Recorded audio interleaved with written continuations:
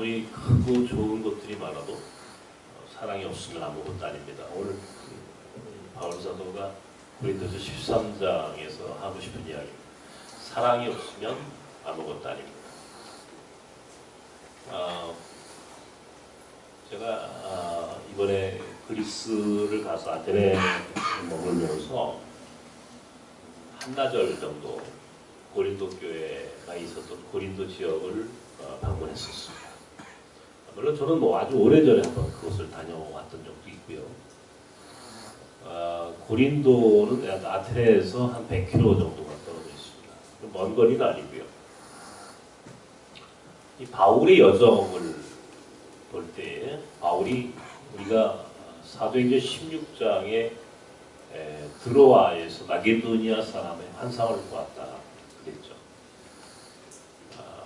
아시아에서 복음을 전하기를 원했지만 하나님께서 바울로 인하여 복음이 세계화되고 또 더 넓은 땅으로 전파되기를 원하셨기 때문에 마게도니아 사람의 환상을 보여주셨다. 바울은 순종했고 결단했고 바다를 건너서 세운 교회가 네아폴리의 빌립보 교회였습니다. 빌립보에서 바울이 떠난 곳이 데살로니가에 갔고요. 데살로니가에서 바울의 사역을 방해하는 자들이 있어서 베레아를 또 베레아 올 수밖에 없었고 다시 베레아에서 아덴, 지금의 그리스의 아테네로 옵니다.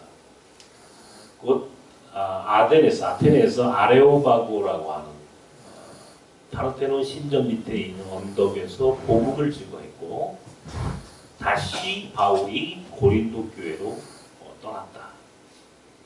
바울이 고린도에 가서 1년 반 동안 사역을 했다라고 성경을 기록해 놨습니다. 바울에게 1년 반의 사역은 꽤나 긴 사역입니다. 이따가 말씀을 드리겠습니다만 바울은 에베소 교회에서 약 3년 그리고 두 번째는 고린도 교회에서 1년 반 이게 가장 길게 한 곳에서 머물면서 사역을 한 거예요. 바로 그 고린도 교회에서 아굴라와 브루스길라라고 하는 두 부부를 만났고 그들은 그곳에서 텐트 메이커를 하면서 선교를 하고 목회를 돕는 하나님의 사람들이 되었습니다. 그 땅에서 1년 반을 머물면서 바울은 많은 것을 보았을 겁니다. 제가 이번에도 고린도를 가보니까 정말 고린도가 좋은 곳이었구나. 땅도 비옥했고 또 바다가 있어서 항구가 있었고 또 상업지역이었습니다. 무역이 굉장히 활성화되었었고 교통의 요지였고 그러니까 아주 부유한 땅이 바로 고린도 땅입니다. 부유한 땅. 뿐만 아니라 고린도 교회의 사람들은 은사가 많았어요. 오늘 13장을 읽었는데 그 앞에 12장은 우리가 소위 은사장이라고 합니다. 이 은사장의 내용이 뭐냐면 고린도 교회의 교인들이 얼마나 많은 은사를 받았는가, 성령의 은사를 얼마나 많이 받았는가를 기록해 놓은 장입니다. 방언과 예언과 신유와 통변과 많은 은사를 받았고 그 은사들 중에 가장 큰 은사가 무엇이냐라고 그들 안에 다툼이 일어났다는 겁니다. 그리고 바울에게 묻는 것이죠. 가장 큰 은사가 무엇입니까? 가장 하나님께 크게 받은 은사, 달란트가 무엇입니까? 라고 물었던 겁니다. 과연 방언입니까? 예언입니까? 신유입니까? 아니면 세상적으로 돈이 많은 것입니까? 권력이 있는 것입니까? 힘이 세워진 것입니까? 무엇이 하나님 앞에서 받은 은사 중에 가장 큰 것입니까? 라고 물었을 때 바울 사도가 답변한 것이 고린도전서 13장 오늘 바로 이 사랑에 대한 장입니다.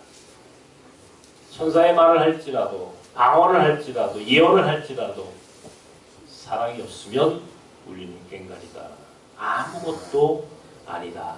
아무것도 아닙니다. 사랑이 가장 중요한 겁니다. 믿음, 소망, 사랑 가운데 누가 뭐라고 해도 사랑이 가장 중요한 것입니다. 라고 바울 사도는 고린도 교회 교인들에게 이야기를 했어요. 제가 우리 일행과 함께 고린도 교회를 다녀오면서 제 마음속에 바로 이 13장 바울의 사랑에 대한 이야기를 생각했습니다. 참 사랑을 이야기했던 바울의 마음을 다시 한번 생각했고 묵상을 했죠. 제가 터키와 그리스 땅을 밟으면서 계속해서 눈물이 났어요. 너무너무 눈물이 많이 났어요. 걸으면서 울고 곳곳에 교회가 있잖아요. 그리스는 곳곳에 교회가 있어요. 곳곳에 교회 안에 들어가서 기도하면서 눈물을 흘렸고 속으로 자면서 눈물을 흘렸습니다. 특별히 호자트 선교사가 개척한 나선 페르시안 교회를 가서 그곳에 예배하는 가운데 참 많이 눈물이 나더군요. 그렇게 눈물이 많이 눈물이 난 이유는 두 가지였습니다. 하나는 그렇게 유리방황하는 나그네들, 난민들이 너무나 많이 있다는 사실을 보고 너무 안타까워서 그랬고, 바로 그런 역사적인 현장에 나선과 나와 호자들을 세워주셨다는 것이 너무나 감사했고 너무나 감격스러워서 울었습니다. 그리고 정말 제 마음속에 많은 생각을 했어요. 한국에 돌아가면 꼭 고린도전서 13장의 사랑에 대한 이야기를 교인들과 함께 나눠야 되겠다. 그때 그 고린도 교회를 다녀오면서 생각을 했었습니다. 저는 지금도 그 나선 페르시안 교회에서 예배를 드릴 때 5시간, 6시간을 밤새 버스를 타고 온 두 이란 형제의 모습을 지금도 기억합니다. 그 두 사람이 5시간, 아니 그 이상을 밤새 버스를 타고 그 작은 교회 예배당에 와서 예배하기 위하여, 그것도 뭐 한 2시간 정도 머물고 거기서 예배하기 위하여 그 밤을 새워가면서 피곤한 몸을 이끌고 교회를 찾아오는 모습 속에서 난 그들이 얼마나 절박하고 간절했을까라고 하는 것을 생각해 보았습니다. 너무너무 절박하고 너무너무 간절한 그 사람들의 그 모습이 제 삶을 깨웠어요. 언제부터인지 내 스스로 매너리즘에 빠져버렸고 정말 그 사랑이라고 하는 이 화두를 잃어버린 것이 아닌가 하는 그런 자괴감 같은 것들이 들었습니다. 성서는 말합니다. 사도 요한은 하나님을 사랑한다고 하면서 이웃을 사랑하지 않는다면 그것은 하나님을 사랑하지 않는 것이다 라고 이야기를 했습니다. 하나님을 사랑한다고 하면서 이웃을, 고통받는 이웃을 사랑하지 않는 것은 하나님을 사랑한다는 말이 거짓말이다. 하나님을 사랑한다면 이웃을 사랑하는 것이 맞다. 그렇게 가르쳤죠. 사도 요한이 썼던 요한계시록 2장에 보면 에베소 교회에 대한 이야기가 나옵니다. 에베소 교회. 사실 이 에베소 교회는 굉장히 유명한 교회입니다. 바울 사도가 가장 오랫동안 3년이나 머물렀던 드란모가 있었던 곳이 바로 에베소 교회예요. 에베소 교회는 나중에 아굴라와 브루스길라가 고린도 교회로부터 떠나서 오랫동안 머물며 목회했던 곳 또한 에베소 교회입니다. 나중에 고린도 교회의 지도자가 되었던 아볼로라고 하는 사람이 알렉산드리아로부터 에베소 교회에 와서 아볼라와 브루스길라에게 목회 사역을 훈련받았던 것 또한 에베소입니다. 얼마나 크고 얼마나 많은 그리스도인들이 모였는지 바울 사도는 늘 에베소를 생각합니다.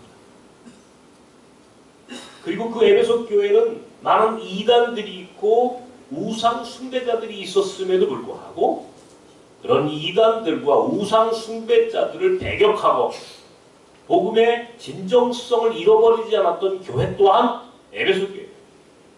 크고 부지런했으며 열심히 복음을 증거했던 교회가 바로 그 에베소 교회였어요. 그러나 그럼에도 불구하고 사도 요한은 요한계시록을 통하여 에베소 교회를 책망합니다.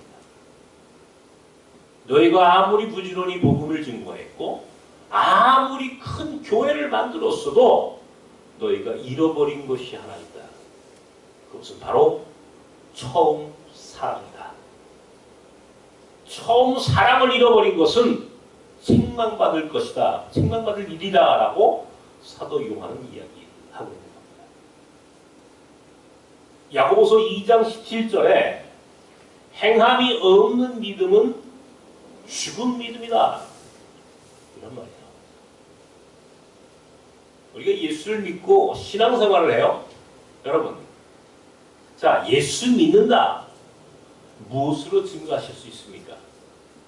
여러분, 예수를 잘 믿는 여러분의 믿음을 무엇으로 증거하실 수 있겠냐고요. 다른 게 없어요. 사랑. 사랑. 행함 없는 믿음은 죽은 믿음이다.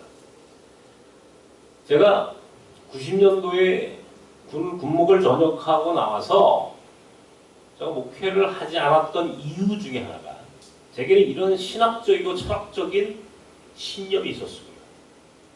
뭐냐면 나는 적어도 생명력 있는 목회를 하고 싶다. 살아있는 목회, 살아있는 인생을 살고 싶다라고 하는 것이었어요. 제게 믿음이란 행함이고 믿음이란 고통받는 이웃과 함께하는 것이다 라고 하는 확실한 신념이 있었어요. 제도화되고 교리화된 제도권 안에 있는 그런 교회 안에서 목회한다는 것이 제게는 여간 불편한 것이 아니었습니다. 그래서 거부했는지도 모르고 하나님께 구했고 기회를 찾았습니다. 그리고 찾은 것이 나고를 섬기는 나섬의 목회였습니다. 살아있는 목회를 하고 싶었습니다. 생명력 있는 목회를. 사랑이 무엇인지를 삶으로, 몸으로 드러내는 행함이 있는 목회를 하고 싶었습니다. 그래서 이 길을 들어섰고 오늘까지 왔습니다. 그러나 어느 순간 나 스스로도 매너리즘에 빠졌고 사랑보다는 교리가 혹은 이 세상적인 것들로 자꾸 잡고 눈을 돌리는 저 자신을 인정합니다. 가장 행복했을 때가 언제였을까? 내가 가장 행복했을 때가 언제였을까? 그 생각을 한번 해봤습니다. 가장 행복했을 때는 바로 사랑했던 그 순간이었다. 이 오늘 설교의 제목을 제가 이렇게 잡은 이유가 있습니다. 이건 저 자신에 대한 고백이고 회개하는 마음으로 설교를 합니다. 내게 가장 행복했던 때는 사랑했던 순간이었습니다. 지금 나서는 교회는 좋은 건물이 있습니다. 몽골 학교가 세워졌고 이제는 조금씩 더 나아져가고 있습니다. 그러나 지금 행복한가라고 물은다면 물론 지금도 좋아요. 그러나 더 행복했던 순간이 제게는 있었습니다. 그때는 언제였느냐? 그때는 가난했을 때입니다. 가난했지만 사랑하고 살았던 그 순간이 가장 행복했던 바로 그 순간이었습니다. 제가 구로공단에서 외국인 사역을 할 때 그때는 한 2년쯤 그곳에서 있었습니다. 근데 지금 그때는 뭐 행복이라고 하는 말을 쓸 수는 없을 것 같아요. 너무나 힘들게 생존권, 바로 그 생존권, 그냥 그 외국인 노동자들이 갖고 있는 그 생존의 문제 앞에 너무나 매몰려 버렸어요. 그러니까 하루하루가 정말 정신없이 어떤 고백보다는 어떤 의무감 같은 것들, 그리고 너무 투쟁적으로 제가 살았죠. 그러다가 뚝섬에 와서 강변과 뚝섬에 들어와서 오면서 제가 그런 생각이 들더군요. 야, 이게 내가 무엇을 위해 내가 사역을 하는지에 대한 본질적인 물음을 제가 스스로를 했어요. 소박한 일상, 소박한 가운데에 사랑이라고 하는 의미를 느꼈죠. 작은 사랑의 실현 하나하나 너무 큰 것을 보지 말고 하루하루 일상, 소박한 일상 속에서 느끼는 사랑의 삶을 한번 살아보자.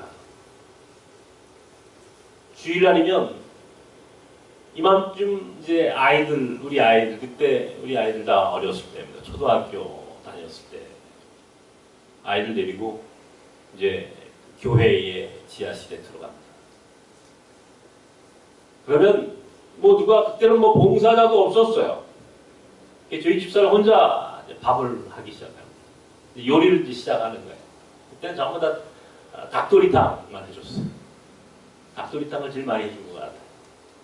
이제 닭도리탕 이제 하게 되고 야채를 썰어야 되고, 그러고 이제 그때부터 주방에서는 밥을 하고, 이제 외국인들이 오후에 오면은 한 사람 한 사람 끌어안고 상담을 합니다.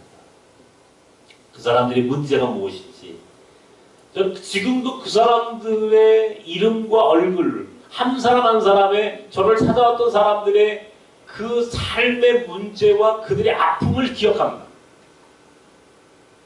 그리고 그들의 문제 속에서 함께 울고 웃었던 그 순간이 지금도 기억해요. 힘들었지만 가장 행복했던 시간. 가난했습니다. 그런데 행복했어요. 사랑했기 때문에 행복했어요. 얼마 전에 제가 우리 교회에서 그런 설교를 한번 한 적이 있었는데, 우리 아이들이 이제 어리니까 저희 때 끝나고 나면 저녁 한 6시, 7시가 될 수도 있겠죠. 이제 전철을 타고 이제 그 뚝섬역에서 집에 갑니다. 우리 영gin이는 뭐 지금은 아주 큰 어른이 됐습니다만은 그때는 아주 뭐 비리비리했어요. 쓰러지고, 그러니까 길거리에서 부쩍부쩍 주저앉고 쓰러지고 굉장히 약했어요. 굉장히 약했어요. 이렇게 전철을 타고 이렇게 가다 보면은 앞에 이제 외국인이 이렇게 앉아 있잖아요. 내 앞에 외국인이 지나가는데 같이 전철을 혹시 우연히 타잖아요. 그러면 나한테 굳이 아빠, 저 외국인, 저 외국 사람이 저기 있다고 나한테 가르쳐 주는 거예요. 내가 외국인 목회하는 거 우리 아들이 안 거야. 그 사람들과 함께 살았던, 그렇게 치열하고 열정적으로 살아가는 그 아빠의 모습 속에서 우리 아빠의 삶이 저 사람들과 관계되어 있구나라고 하는 것을 그 아이는 알고 있었던 것이죠. 그렇게 웃으면서 그런 전철을 타고 우리 부부는 또 한참 웃습니다. 너무너무 소중한 시간들 저는 다 잃어버린 것 같아서 지금 너무나 속이 상합니다. 그때는 그렇게 좋았어요. 그렇게 찾아오는 외국인들, 이야, 그렇게 살고 싶었고 그렇게 살았으므로 너무 행복했던 시간들을 저는 지금 기억합니다. 물론 지금도 지금도 우리 안에 많은 외국인들이 옵니다. 소중한 사람들이고 한 사람 한 사람 너무너무 사랑하고 있습니다만은 그러나 그때 힘들고 가난했지만 그때 사랑했던 그 사랑의 강도에 비하면 지금은 조금 식어진 느낌이에요. 그러다가 이번에 터키와 그리스를 가서 너무너무 가슴이 아팠고 그럼에도 불구하고 또한 내가 그 공간과 그 시간 속에 머물러 있다라고 하는 사실이 너무나 좋았습니다. 그리고 거기서 하나님의 부르심을 들었어요. 이건 하나님의 부르심이다. 다시 잃어버린 사랑을 회복하는 것, 이것이 얼마나 소중한가라고 하는 것을 깨닫는 시간들이었었어요. 믿음을 증거할 수 있는 것은 사랑밖에 없습니다. 행함이 없는 믿음은 죽은 믿음이라고 했습니다. 생명력 있는 살아서 꿈틀대는 신앙인의 삶을 다시 살아가야만 합니다. 오늘 그 기회가 나섬에 있습니다. 하나님 나섬을 세우시고 나와 여러분을 여기 부르신 이유는 생명력 있는 그리스도인의 삶을 살기를 원하시기 때문에 살아서 믿음으로 사랑을 실천하는 바로 그 생명력 있는 인생으로 우리를 다시 회복시키시기 위하여 우리를 여기에 부르신 줄로 믿습니다. 가장 행복했던 때는 가장 사랑했던 순간들이었습니다. 어느 재벌이 당신 가장 행복했던 때가 언제였습니까? 라고 그 재벌에게 물었습니다. 재벌은 돈이 많습니다. 그러면 지금 돈이 많은 지금 이 순간이라고 이야기해야 하는데 그 재벌은 그렇게 대답하지 않았습니다. 내가 가장 행복했던 때는 가장 가난했을 때, 대구에서 중학교 때 너무너무 가난했던 그때 밖에 나가서 신문팔이를 해야 했고 구두 닦기를 해야 했고 중학교를 다니면서 그 가정을 먹여 살려야 했던 그 어린 시절, 그렇게 하루 종일 일을 하고 집에 돌아왔을 때 온 가족이 뺑 둘러서 상 하나 위에 밥 한 그릇만이 있더랍니다. 밥 한 그릇. 그리고 온 가족이 둘러서 그 밥 한 그릇을 놓고 이 아들이 오기를 기다렸다는 겁니다. 그리고 어머니가 하더랍니다. 이야기를 이렇게 하더랍니다. 우리는 다 먹었어. 너만 먹으면 돼. 우리는 다 먹었어. 너만 먹으면 돼. 근데 이 아들은 알고 있었다는 것이죠. 다 굶었구나. 다 굶었구나. 다 굶었는데 그래도 밖에 나가서 일하는 나라도 이 밥을 먹어야 한다라고 생각하고 이 밥 한 그릇을 얹혀놓은 그 가족들의 마음을 보면서 우리는 다 먹었어. 너만 먹으면 돼. 그 밥을 꾸역꾸역 먹고 그렇게 살았던 그 순간이 이 재벌에게는 가장 행복했던 때라고 하는 고백. 그 고백을 제가 책에서 읽어본 적이 있습니다. 가장 가난했지만 온 가족이 서로 사랑. 밥 한 그릇을 남겨두고 너만 먹으면 돼. 이렇게 바로 그 순간. 언젠가 제가 우리 교회에서 그런 설교를 한번 한 적이 있습니다. 아마 우리 부모님 세대는 너무너무 가난했던 세대였던 것 같아요. 우리는 저는 그렇게 그런 세대를 살지는 않았습니다만은 물론 저도 한때는 저희 부모님이 가장 제가 어렸을 때는 참 힘들게 어렸을 때 살았던 기억이 저에게도 있습니다만은 그러나 우리 부모님들은 더 힘들고 어려운 시간들을 보내셨던 거예요. 손님이 와가지고 밥을 이렇게 해서 이제 손님이 밥을 먹는 것을 옆에서 이제 이제 우리 부모님들 특히 우리 어머니가 옆에서 이렇게 보면 속으로 저 사람이 남기고 한 건 내가 먹어야지 그렇게 기다리고 있었대요. 근데 그 사람이 안 남기고 다 먹고 가면 그렇게 속이 상하더랍니다. 그러니까 남기고 가지 않으면 그러니까 어떻게 해요? 사람들이 이제 남기고 하는 것이 이제 하나의 예의가 되는 거죠. 먹다가 남기는 것이 예의가 되는 거예요. 아, 배불러고 남기는 거예요. 왜? 남아있는 사람들 먹이려면. 그러면 주인은 그 사람이 혹시 우리를 배려해서 우리를 생각해서 남기는 거나 싶어가지고 거기다 물을 말아주는 거예요. 물 말아주면서 다 먹어야 돼. 다 먹어. 저도 어렸을 때 배가 불러서 그만 먹을게요. 그러면 우리 어머니가 물을 말아버려요. 그게 생각나셔가지고 자기도 무의식 중에 물을 확 말아버려요. 나보고 먹으래요. 물 말았으니까 다 먹어야 된다는 거죠. 물 말아주는 사랑. 이게 오늘 우리가 잃어버린 사랑이에요. 서로 피차 물 말아주는 사랑을 회복해야 합니다. 서로 배려해주고 그 사람의 입장 가운데 그 사람 생각보다 더 많이 그 사람을 사랑해 줄 수 있는 사랑을 우리가 잃어버렸어요. 물 말아주는 어머니의 마음을 저는 지금도 기억하고 삽니다. 아까 난민학교에 대한 그리스 선교사님의 편지를 여러분 보셨을 겁니다. 난민들이 지금 많이 힘듭니다. 목사님 오셔서 난민 선교학교 해주십시오. 5월 초에 하고 싶습니다. 편지가 왔어. 우리를 기다리는 겁니다. 마게도니아 사람이 우리를 부르는 부르심의 소리를 들어야 합니다. 우리를 도와주시오. 도와주시오.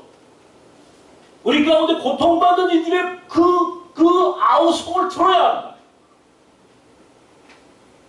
깨어나야 합니다.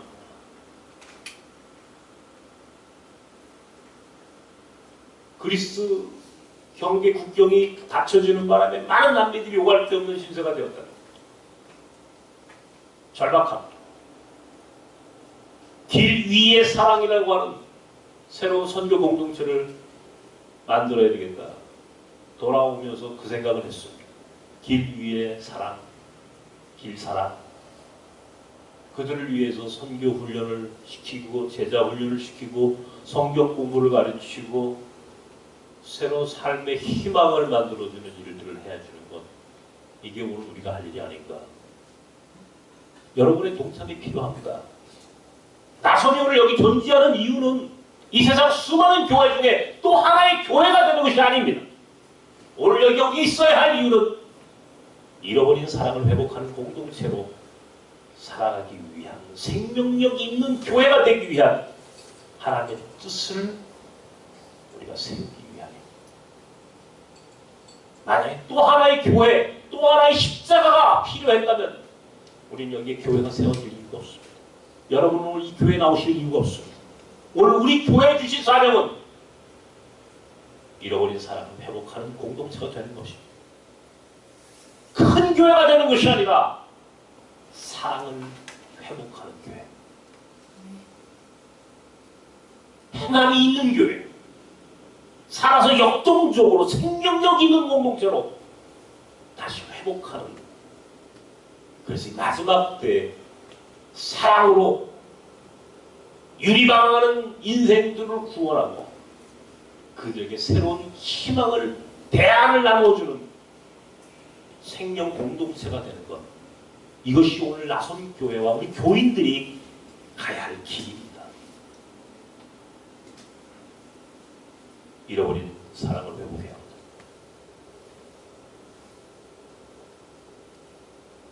사도 요한은 하나님을 사랑하는 것은 이웃을 사랑하는 것이다 라고 가르쳐 주셨습니다. 에베소 교회에 대한 책망의 소리를 오늘 나선과 한국교회가 들어야만 합니다. 잃어버린 처음 사랑을 회복하는 교회가 되어야 합니다. 행함이 없는 교회는 죽은 교회입니다. 행함이 없는 믿음은 죽은 믿음입니다. 살아서 꿈틀거리는 생명력이 있는 신앙인으로 다시 살아가야 합니다. 이것이 진정 우리를 행복하게 하고 오늘 우리가 여기에 존재하는 이유입니다. 저는 정했습니다. 목적을 정했습니다. 더 열심히, 더 가열차게, 더 열정적으로, 절박하게, 간절하게 사랑을 회복하고 사랑을 실현하는 그런 사랑과 생명의 공동체, 그리고 그런 목회자와 그런 인생으로 살기로 저는 결단했습니다.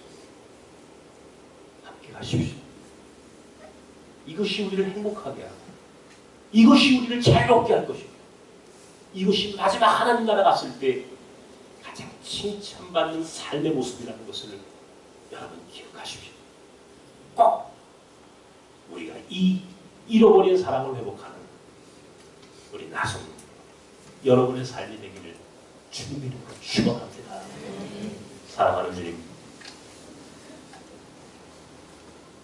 에베소 교회가 아무리 열심히 복음을 증거했고 부지런했고 컸고 우상과 이단을 배격했음에도 불구하고 그들이 처음 사랑을 줬을 때 그들은 책망받는 교회와 교인이 될 수밖에 없었습니다. 아무리 은사가 많고 아무리 돈이 많아도 아무리 권력이 있고 힘이 세도 방언을 하고 예언을 하고 신의 은사가 있어도 사랑이 없으면 아무것도 아닙니다. 이렇게 이야기한 바울 사도의 이야기를 겸손하게 듣는 이 자리가 되기를 바랍니다. 사랑하는 나눔의 성도들에게 사랑이 우선이며 사랑이 가장 큰 은사이고, 그리고 오늘 하나님의 사랑, 하나님이 우리에게 주신 사랑을 다시 회복하는 것, 이것이 이 시대에 우리가 가져야 할 신앙인의 마땅한 도리임을 깨닫는 이 자리가 되게 하여 주십시오. 그래서 하나님 마지막 때의 사랑으로 유리방황하는 이들에게 이웃이 되게 하시고 친구가 되게 하시고 그들의 손을 사랑으로 붙잡아 줄 수도 있는 나섬의 성도들이 되도록 도와주십시오. 오늘 나섬을 여기에 있게 하신 하나님의 이유와 하나님의 뜻을 새기는 오늘 이 자리가 되도록 축복하여 주시옵소서. 예수님의 이름으로 기도합나이다. 아멘.